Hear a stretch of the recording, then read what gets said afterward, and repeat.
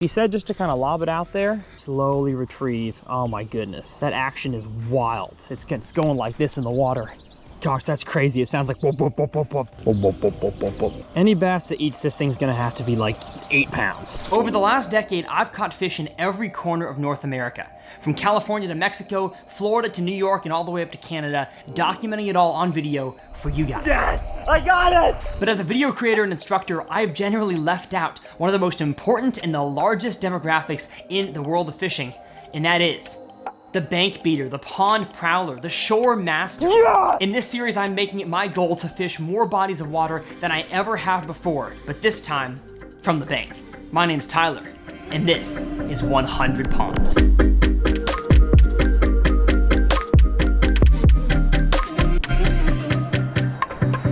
Well, how's it going, folks, and welcome back to 100 Ponds, my series where I make it my goal to fish 100 of these things all across the country. And if you follow the channel, you know that I'm from the Dallas-Fort Worth area. This pond is not even close to Dallas-Fort Worth. I am in Cincinnati, Ohio today, and you know, one of the things that I love about this series is that I get to fish with people, subscribers, you guys who watch the channel every once in a while, and today is one of those days. I get to fish with a buddy named John. He is a big fan of YouTube fishing as a whole, and he makes some awesome custom baits. So let's talk to our friend, Mr. John. All right, so tell us a little bit about yourself. Where are we right now, and what's the pond we're gonna fish in today's video? Absolutely, Tyler.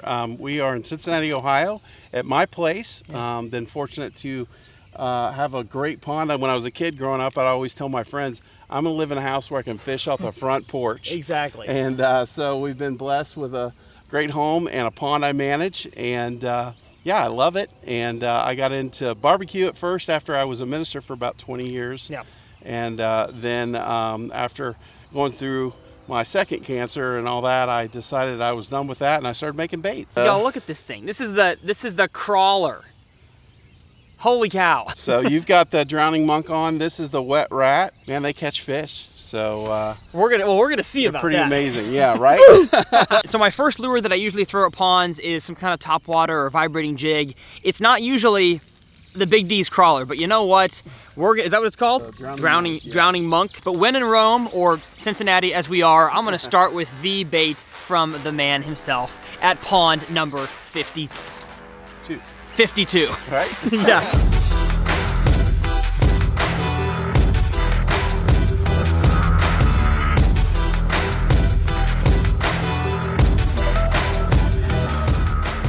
So first cast, like I said, is gonna be with the old crawler topwater swim bait here. It's got some wings on it. It's got 2 big old treble hooks. He said just to kind of lob it out there, let it right itself as it floats, and then just slowly retrieve. Oh my goodness. That action is wild. It's going like this in the water. Gosh, that's crazy. It sounds like whoop, whoop, whoop, whoop, whoop. Let's get close to that tree over there. Whoop, whoop, whoop, whoop, whoop, whoop. Any bass that eats this thing's gonna have to be like 8 pounds. Oh gosh, that was, oh no. That was not good. Uh-oh. I don't want to get it caught right away. Hey, we got it. We got it through. It crawls through the water and the trees. Hey, that's a tip for you guys. If you made a cast over a stick or a tree or something that could be snaggy, you could lose your lure on, it's kind of worth the effort to get that lure close and just like rip it through there. Because I feel like people try to like finesse their lures with treble hooks through a sticky situation. And in my experience, if you're gonna get stuck, you're gonna get stuck. So you might as well get stuck really hard in the tree or in the log than just soft in it, because you're stuck either way. So what I did with that is it was over a log. I got it close and ripped it through, and I think the momentum allowed it to not actually get snagged. So little practical tip for you there. But let's not do that again.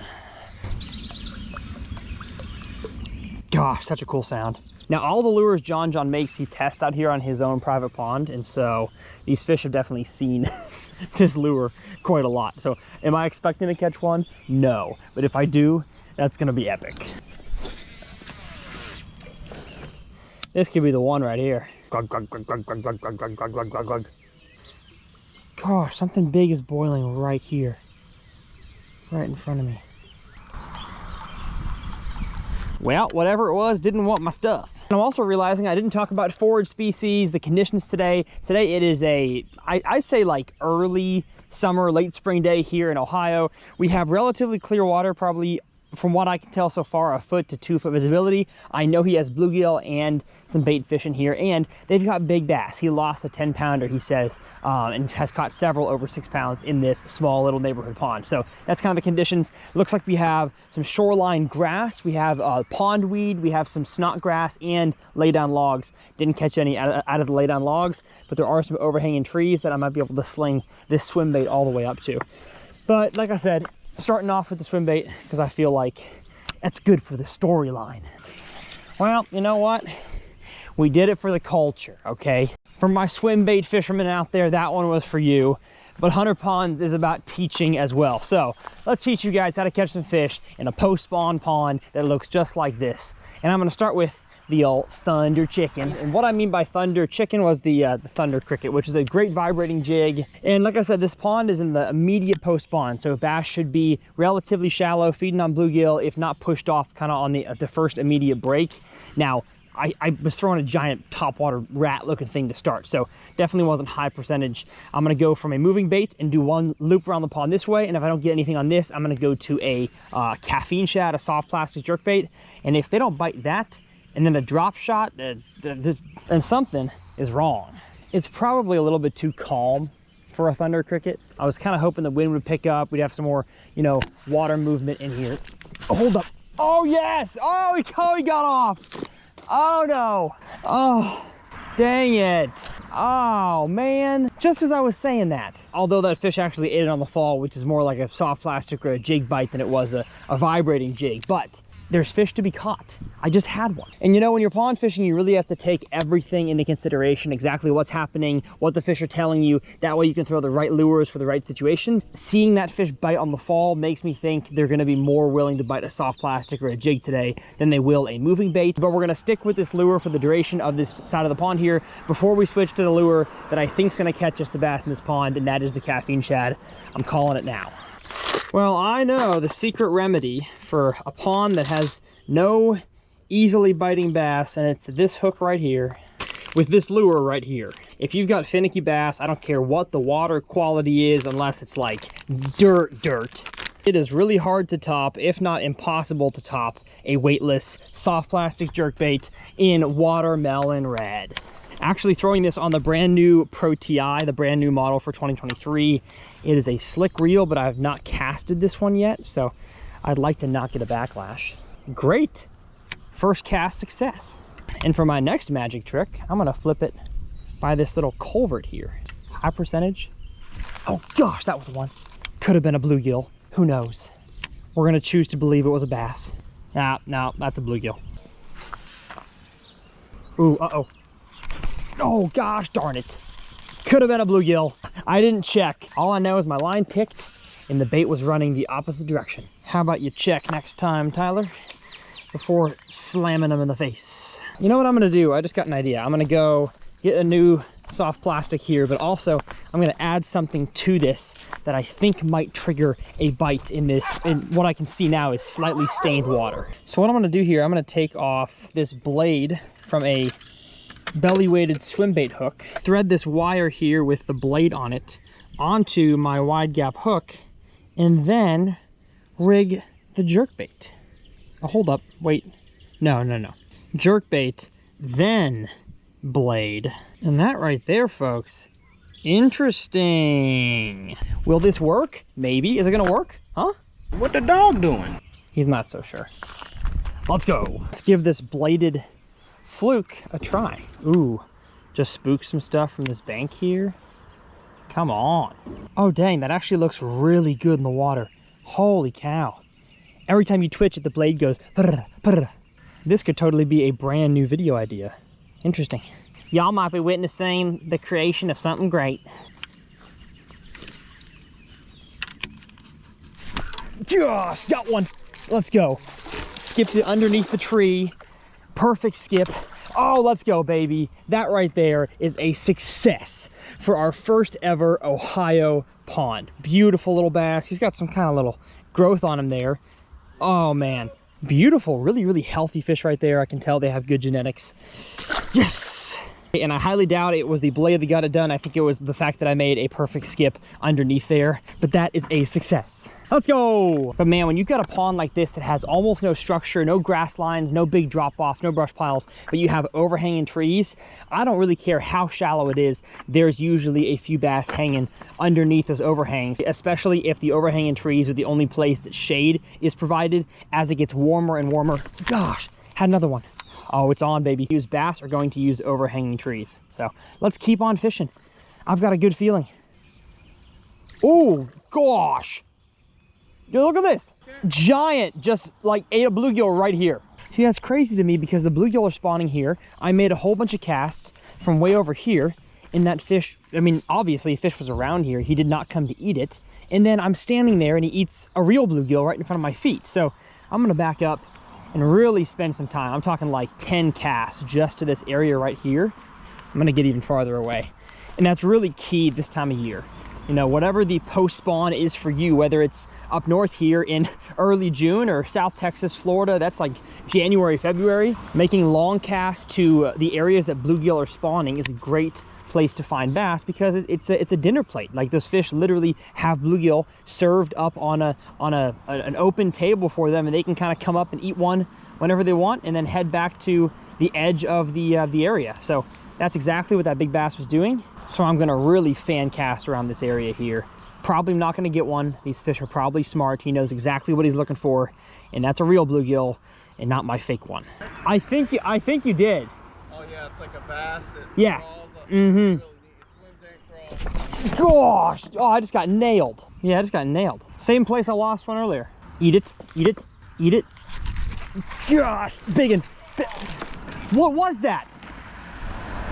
I don't know. That was not a bass. You got carp in here? We do. We got big grass carp. That was a grass carp. I was like, golly, I don't think that's a bass. Gosh, I just had a grass carp, literally spun on it, chased it down, and ate it. That's insane. I've had one eat a frog before. Wow, okay. Caffeine shads catch carp as well. I'm gonna get out of this area. I don't want to catch that guy. That was crazy. Oh yeah, oh yeah. Come on, baby. Come on. Come on. Get in here. Oh, yes. What a beautiful jump. Oh, my goodness. Get in here. Get in here. Yes, sir. Oh, what a nice fish. Boom, baby. Roof of the mouth. Caffeine shad just twitching it across the bottom. And that right there is a beautiful bluegill eater. Going blind in one eye, a matter of fact. He's got a cataract right there, but didn't affect his eating behaviors. Super cool. Let's go, baby. Let's get a selfie together to prove that we did it. Because one of my favorite parts about this job is making memories with guys like this. And if you don't take a picture, how are you gonna know what happened? There we go. There we go. Fantastic. Perfect. See you, buddy. Well, that right there, folks, is a success for Pond 52. Now, before we leave, get over here. John wanted to show me some more baits he's been working on. So again, the big thing with his baits right now are these patented wings. And y'all are gonna see a video on my channel probably this fall or early this winter in Texas catching giants on this thing. But this is a little different than the other one. Yeah, it's a Swimbait crawler, so it swims and crawls at the same time. Oh my gosh. While it crawls, the tail kicks back and forth like a fish in distress. This is crazy. So these are being tested right now with my testers, and they'll be coming out this fall. That's a beautiful lure right there. Look at that thing. Super cool. Well, hey, I'm appreciative. Thanks for coming. Thanks for having me here. Having you. And hope you all learned something. We'll see y'all at the next pond, number 53.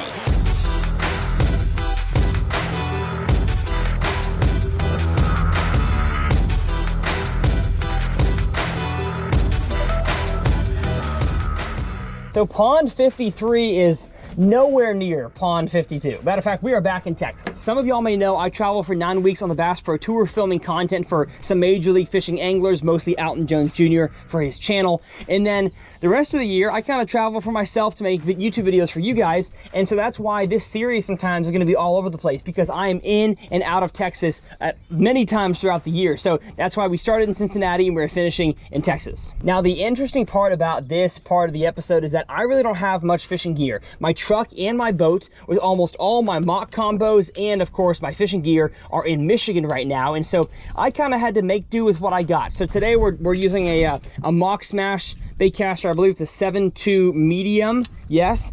And then I didn't even have a topwater rod, so I had to rig up an old rod that Lew's doesn't even make anymore. It's an old custom. It's the Magnum rattle trap rod.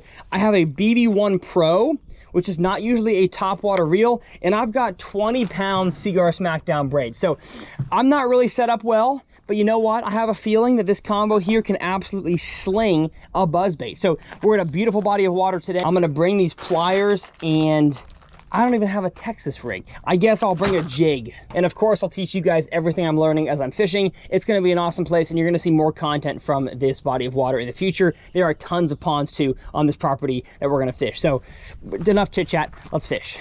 So walking up to the water here, looks like we have pretty bad water visibility, maybe a foot. Cover and structure, tons of lily pads, cattails, probably some underwater aquatic vegetation, and oh yeah, 20-pound braid, baby. This thing's gonna sling. It zings, baby. It also is not going the direction I want. Make sure my drag is tight. Now we're tight. It is really hard to be accurate with a small buzzbait in the wind. Oh, jeepers. Okay. Matrix. I need to find more open water. Probably not gonna be very accurate with a 7.6 light buzzbait, 20-pound braid. Gosh, man. 20-pound braid in a bait caster is hard to cast. You know what though, now that I've thrown this around, how windy it is, I'm gonna go switch this out. Before I make a long walk down this bank, I'm gonna switch it out for a walking bait. And I told you guys, I don't have much tackle. I'm literally rocking the HEB Texas Tough Ziploc bag. I did not think through when I left for the summer with my boat and truck on how much fishing gear I should leave at home. I think this will cast a little easier. Oh yeah. Way better. We're gonna grab our stuff and head to an area that I think will be really high percentage, and that's the only rock on this whole body of water. Let's go find it. So one of the best places on any body of water is the dam, and especially when you've got, you know, a whole bunch of soft bottom, grassy area, and then you've got some rock riprap. Man-made stuff here usually extends into the water a little bit, especially come post-spawn, but really summer as well. The bait fish really congregate on these areas, and I think it's the best topwater crankbait places for early in the morning. Now, this 20-pound braid is absolutely giving me fits. Like, holy cow. I do not recommend 20-pound braid on a bait caster. Literally grabs my hook every time. It grabbed it as I was putting it on the water. Holy cow. You know what? I'm gonna sling a topwater that doesn't have a side-to-side action. How about that? And it's a good thing we have one, baby. Mock Bait's Patroller. It's not quite as heavy, oh my goodness, as I make a horrible cast, but at least I probably won't get my line caught in the treble hook. Gosh, there's one. There's one. Yes, sir. Yes, sir. Get in here. Boom. Success. Just slowly reeling the Patroller on top. Don't do that, buddy. Don't do that. It's a great way to get a hook in the hand. Oh, hey, I brought pliers with me because I'm a smart boy. Get out of there, thank you. And hey, perfect. Nice scoop and a half size bass and a 10 on the dismount. All right, that right there is what you call success, folks. You may not like it, but that's what it looks like. One bass, we did it. As always, I teach you guys to go to the high percentage places to catch fish for what the weather is allowing. With a little bit of wind coming in here right now, a topwater on this bank made sense, and I think a square bill crankbait or a spinnerbait after I've worked down it also makes sense. Got him.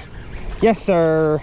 Yes, sir. Nice and slow. Atta baby. That's two. Along the rocks. What a move. Nothing big so far, but that is two fish. And he, oh no. Party foul. That is two right there. I just feel like in this wind, my plopper is having a hard time being found. Alrighty, well, topwater is not really killing it today, eh? So what I'm gonna do is what I've been thinking about this whole time, and that is replace this bait here with the old KVD 1.5 in chartreuse blackback, the best dirty water color there is, bar none.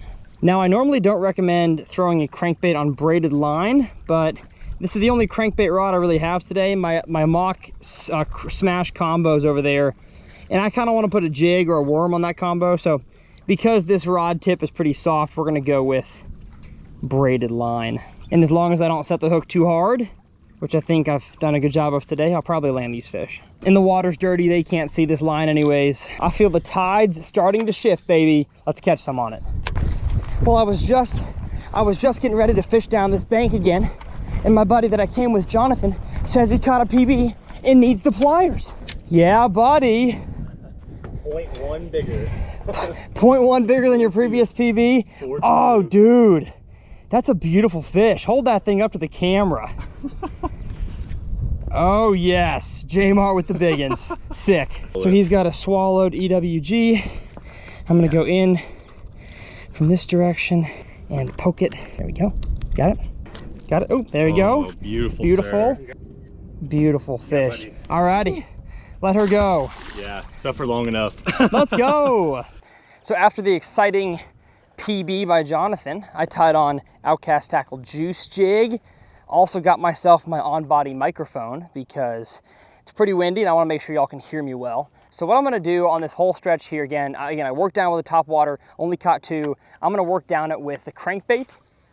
And then as soon as I get to some structure or some maybe a rock point or something, I will throw a jig. Got it.